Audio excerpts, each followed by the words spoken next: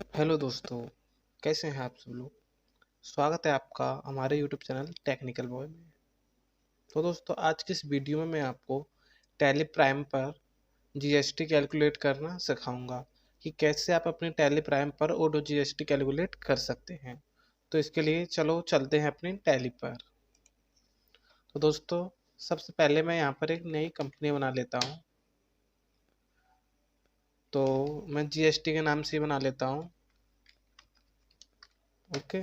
तो दोस्तों, सबसे इम्पोर्टेंट बात यहाँ पर ये है कि आपको स्टेट और कंट्री यहाँ पर सेट करनी होगी, क्योंकि इसी के हिसाब से आपकी जीएसटी कटेगी। तो मैं यहाँ पर स्टेट दे देता हूँ, जो भी आपकी जो स्टेट हो आप वो दे सकते हो। पिन कोड दे देता हूँ यहाँ पर। ये वाली जो डिटेल्स हैं ये कंपलसरी नहीं है, आप चाहो तो इन्हें भर सकते हो, अदरवाइज आप ऐसे ही एंटर प्रेस करके कंपनी सेव कर सकते हो। तो जैसे कंपनी मेरी सेव हो गई, देखिए आप देख सकते हो कंपनी क्रिएटेड सक्सेसफुली। तो दोस्तों, यहाँ पर आपको आपकी जीएसटी सेटिंग इनेबल करनी होगी टैक्सेशन ऑप्शन के अंदर। जैसे ये देखिए यहाँ पर आपको यस करनी होगी। आप देख सकते हो यहाँ पर आपका उत्तर प्रदेश आपकी वही स्टेट रहनी चाहिए जिससे आप जीएसटी काटोगे, ठीक है। यहाँ पर आपका रेगुलर रहेगा। यहाँ पर जीएसटी नंबर जो आप दे सकते हो, फिलहाल मैं एग्जांपल के लिए कुछ भी डाल देता हूँ। देन यहाँ पर आपका मंथली रहेगा, क्योंकि जीएसटी मंथली में भरेंगे, ठीक है। इसके बाद एंटर एंटर करने के बाद आपको इसे सेव कर देना है। इसके बाद आपको set alter company GST details में जीएसटी डिटेल भरनी होगी। तो इसके लिए यस करेंगे। यहाँ पर आपको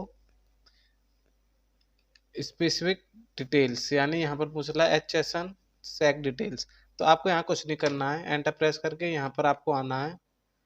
तो इस पर आपको करना है specify slab based rate. Okay. Then यहाँ पर आपको स्पेसिफिक डिटेल हेयर पर क्लिक करना है, ठीक है। स्पेसिफिक डिटेल हेयर, ठीक है। इसके बाद आपको टैक्सेबल में टैक्सेबल करना है। जीएसटी रेट डालना है, कितना परसेंट आप काटोगे, मान के चलिए 28%। एंटर करोगे, एंटर एंटर एंटर, यहाँ पर आपको कुछ नहीं करना है। और एंटर करने के बाद इसे सेव कर देना है, ठीक है। तो आप क्या है कि अब आपकी कंपनी में जीएसटी सेटिंग इनेबल हो चुकी है, ठीक है। तो चलिए अब जीएसटी का काम शुरू करते हैं। तो इससे पहले मैं आपको बता देता हूँ कि जीएसटी होती क्या है। तो इसके लिए यहाँ पर देखिए पढ़ते हैं जीएसटी क्या है। जीएसटी का मतलब है गुड्स एंड सर्विस टैक्स, जो कि भारत में अलग अलग प्रकार का माल और सेवाओं पर लगाया जाता है। भारत सरकार ने 1 जुलाई 2017 से जीएसटी लागू किया है, जिसके अंतर्गत कई प्रकार के जीएसटी होते हैं। तो फिलहाल काफी प्रकार के यहाँ पर जीएसटी होते हैं, लेकिन जो मैं आपको बताने वाला हूँ वो बताऊंगा एसजीएसटी और सीजीएसटी, ठीक है दोस्तों, क्योंकि ये एक स्टेट के अंदर काटी जाती हैं। तो चलिए पहले देख लेते हैं एसजीएसटी क्या है। तो दोस्तों, एसजीएसटी इसके फुल फॉर्म में state goods and service tax. ये राज्य में लगता है और राज्य सरकार द्वारा वसूल किया जाता है। एसजीएसटी के अंतर्गत व्यापार या सेवा जो राज्य के अंदर ही हैं उस पर लागू होती है। एंड इसके बाद देखते हैं सीजीएसटी।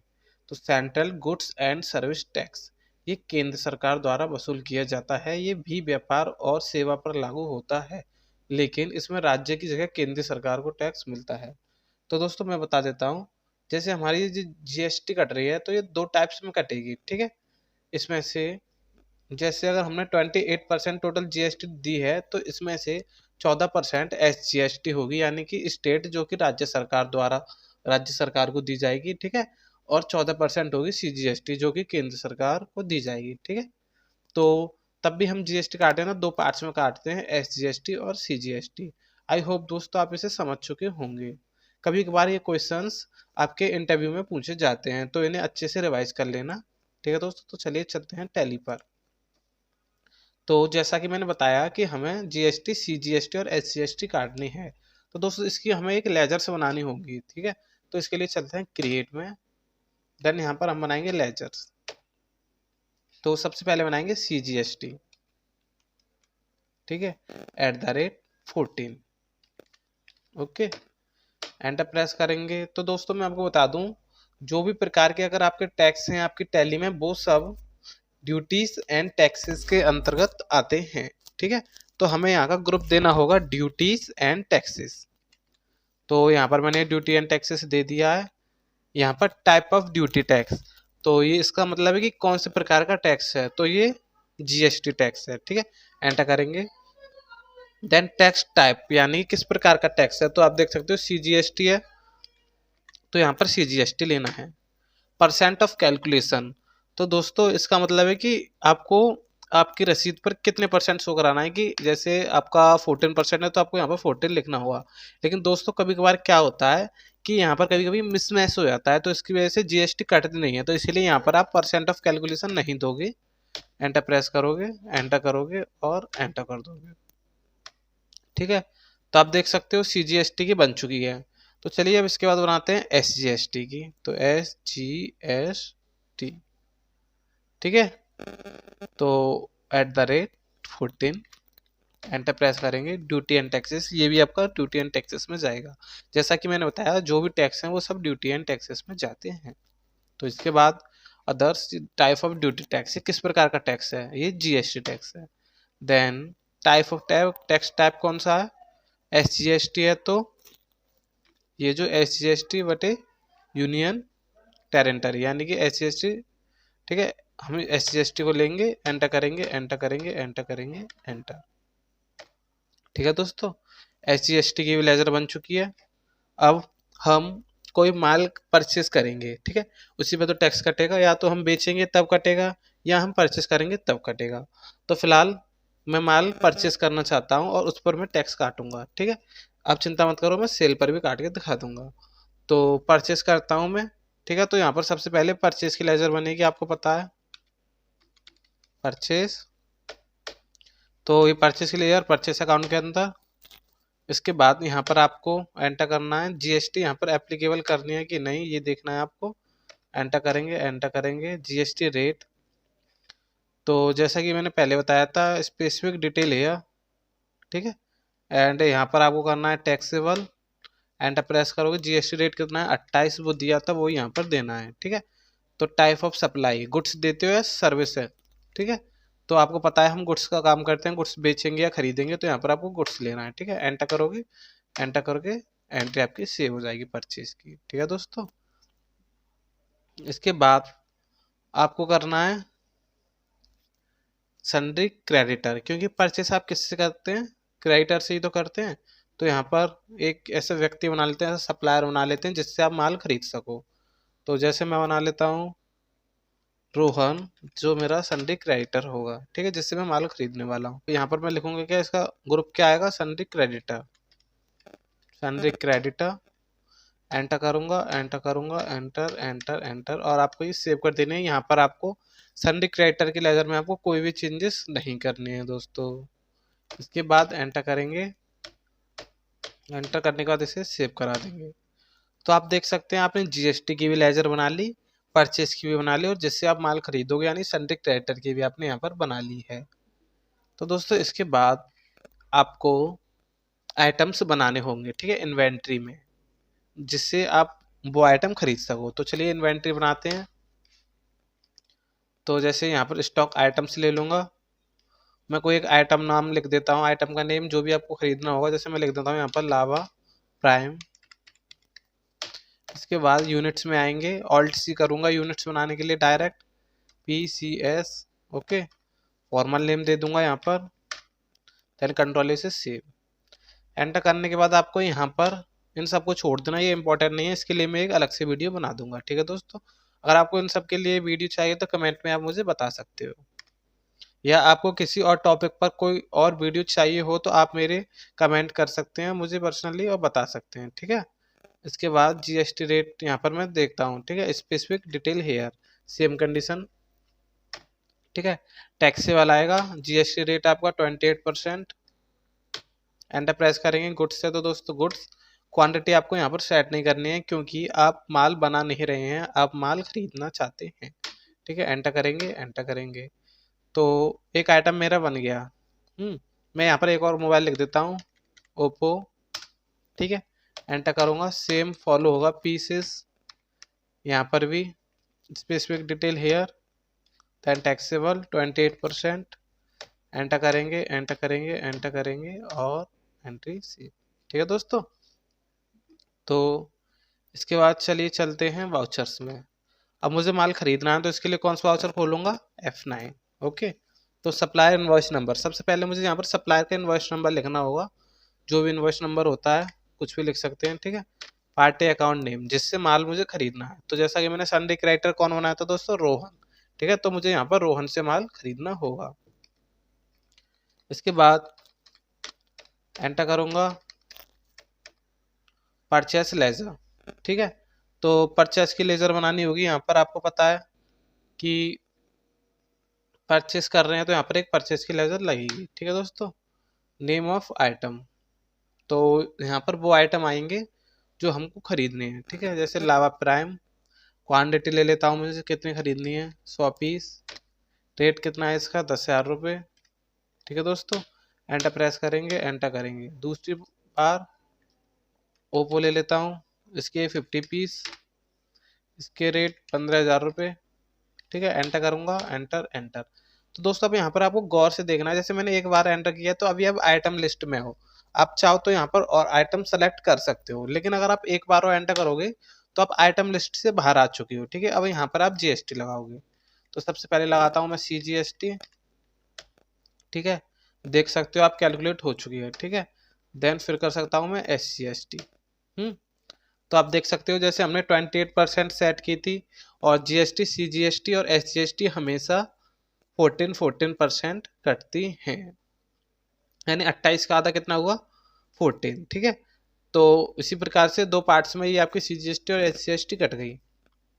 अगर आप चाहते हो कि आपको लगता है कि ये गलत है, ठीक है, तो आप इसे वेरीफाई भी कर सकते हो। तो इसके लिए Ctrl N करेंगे।